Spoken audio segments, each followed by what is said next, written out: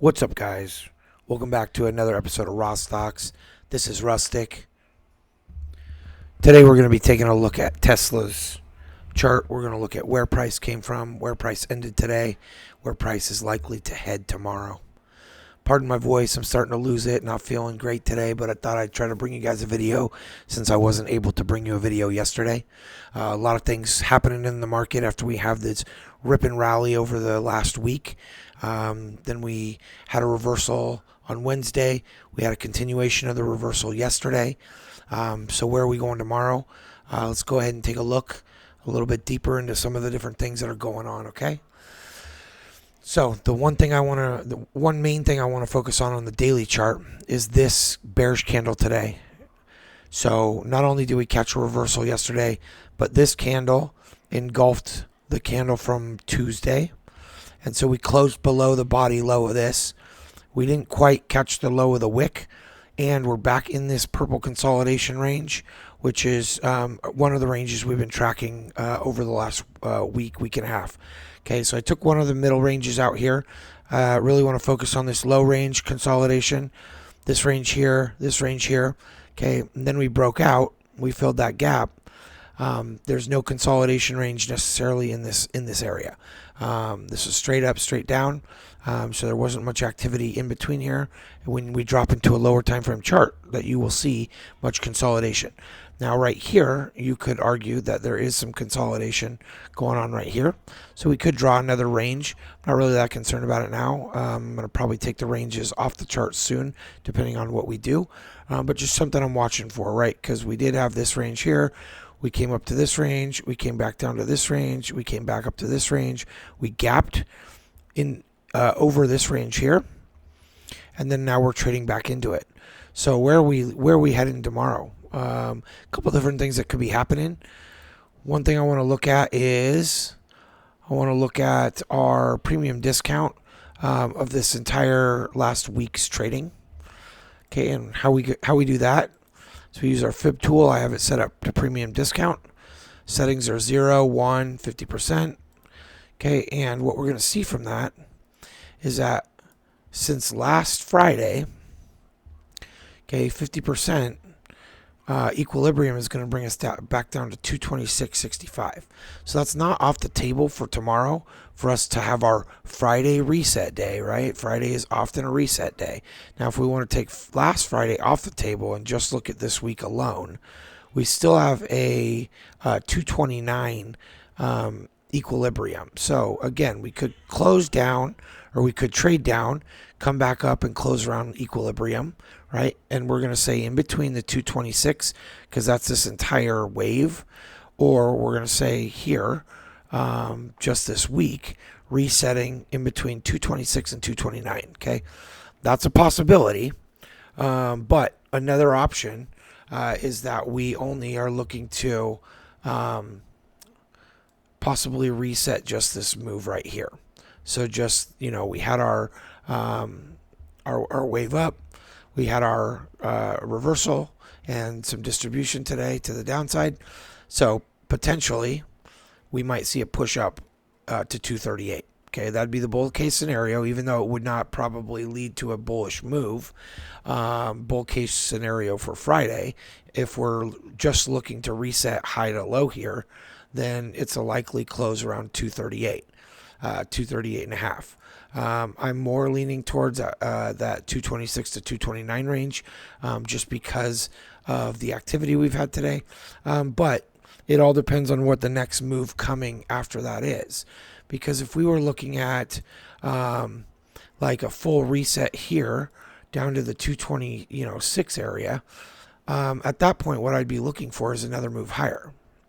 Okay, so if we do get that trade down, I'm not looking for us to come all the way back down and test this low here. It is a possibility, but it's not what I'm watching for. What I'm really expecting is this move up, potentially down to 226, rally higher to take the high here. Okay, potentially ending here at 250, maybe up at this volume point of control 253, right? There's an unbalanced price range even higher at 260. We have our support, our channel support here. So I'm expecting that move right there. Okay, but if I see it do something different, if I see it go like this, Okay, and then I see it trade back up to that like 238, 239, which is the equilibrium over the last 2 days. Then what I'm expecting is a move much lower. Okay, and it would look something like that, where we'd go back down and test support, maybe early next week, something like that. Definitely back down into this range. And so those are the two different scenarios I'm watching. If we trade up tomorrow, I'm expecting a dump down further into next week and maybe even the previous week, depending how quickly it goes. But if we trade down lower first, I'm expecting a rally much higher. I do expect that those are the two kind of major scenarios I'm watching. Now, of course, different things can happen. We could trade up, trade down, and then just trade up like that. But I think it's less probable. Likewise, we could trade down, just come back up a little bit, and then test that support level. So those are two possibilities too. But I think the first two case scenarios that I laid out for you guys are the more probable moves. So be watching for those. Let's drop down into some other time frames. We can look at some different things that are going on as well. So we do have some sell side liquidity that rests down here at 205. Mark off some other zones here. We have this wick low, 211.66. Right, there wasn't a whole lot of structure in this. This was just really a nice rally. A lot of money made on the upside there for the people who are trading shares or trading calls. We already took this bit of sell side liquidity here. And then the other thing I want to notice is the fair value gap that sits inside of here. Okay, so we'll mark that off right there. We already got the low, which we've almost taken. Barely missed it. So that is a little suspicious that we didn't take it as well, which is why I think we are coming down, maybe just even a little bit, just to take that low, come into this fair value gap before it makes a decision whether we go higher or lower. So fair value gap there, pretty close. Then we got liquidity down here. We also have another fair value gap here that's going to potentially draw us lower. Again, there's such a quick increase here that I think we're going to see just an equally quick decrease as we start to head lower. We are starting to approach like an oversold reading, so I would expect again maybe 226, 229. I mean, we're right in that range. We weren't too far from it during close and after hours, and so I do expect like again coming down maybe to this range, see a bounce. Maybe continue to just kind of dump down if we see lower. But again, on our 1 hour chart, we're starting to get near that oversold range because just like we ran up real quick, we're dropping real quick as well. You see those nice displacement candles. 1 hour chart. Somebody asked me yesterday. They said, "How are you so confident it's so bearish, or we're going to see a sell-off?" Right? I wasn't uber bearish. I thought we were going to get some downside displacement after this run up. What I saw is starting from this low here, we had one fairly large displacement candle, okay, but we started rallying. We had a large displacement candle to the upside. We had hardly any bearish candles here, okay. We had one. It did not even close below the low here. It was not a large candle, okay. We had another just single 1 hour candle, also not very large, also not taking any sell side liquidity. Okay, we had this massive displacement candle. Then we started to see a little bit bigger candles. But again, this was the following hour after a large breakout. So this was just a test. I bet you that's 50% of that candle right there. Let's check it out. Candle body, yep, pretty much. I mean, if you take wick high to wick high, basically 50% of that candle, okay, it retraced. But we start to see some bearish activity, but not enough. Right, this one barely tests the same wick. We start rallying, mostly green candles. We get another bearish candle, but again, not taking the liquidity rests down here. The most recent sell side liquidity, we did not even hit it with either of these candles. Okay, then we have a breakout candle, and we have a nice bearish candle, a big one, bigger than any of the other ones across this entire run. That told me there's some bearish activity kicking in. We were also overbought. We were hitting a RSI divergence, so lots of other things as well. We were hitting our trend line here. We weren't quite to the resistance up here or the daily volume point of control, but that's very common that we'll come short of a major target. There might be a lot of people watching a volume node because that's a retail indicator, right? A lot of people know about those kind of things. So I saw that big candle. I said, I think we're going to start to see our sell off here. Sure enough, we reversed. Now we're getting nice bearish displacement candles to the downside. So we'll see if that continues into the next day or so. But regardless, we got some of the sell off we were looking for. I was able to ride some puts today. Had some nice call outs. Played some of my cash account as well. And so, anybody who was playing did all right. If we drop down into the 15-minute chart, mark off a couple other liquidities. We got buy-side liquidity right there. Okay, we got some local buy-side liquidity and some relative equal highs in those wicks. We'll come back for them. Okay, we also have some equal lows down here in these wicks and sell-side liquidity. So I do think we'll probably take that. We also got equal lows in these two candles. Less important when they're right next to each other, like these ones or these ones or these ones. More important if they're extended from like one spot to the next. But we will come back and take these out.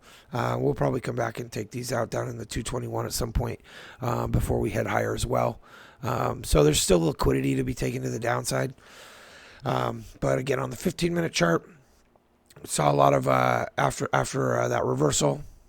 Okay, just saw some sideways activity through after hours, and then we come in, hit a nice one, consolidate, hit a nice leg down, and then we saw a little bit of rally and kind of sell off into after hours again, where we kind of just fizzled out. So we're looking to see what tomorrow brings, but it is a nice move.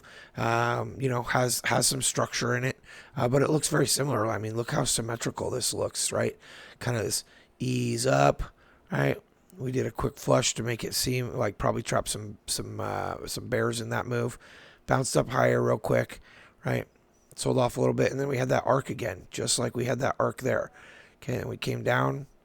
We're seeing a pop up, just like we saw here. Okay, so very, very symmetrical. It's a really nice look, and we could see a lot of the same stuff as we come back down and test somewhere down in this range, right? And again, that range here is going to be like 205 up to 220. I do think that we fall somewhere in there, and if you look, that's where our resistance line on our channel also sits, right? So somewhere in that range in this white area, I think is where we're going to settle. We're going to find a bottom. We're going to find somewhere to bounce from, but we also could just come down into this consolidation range right here.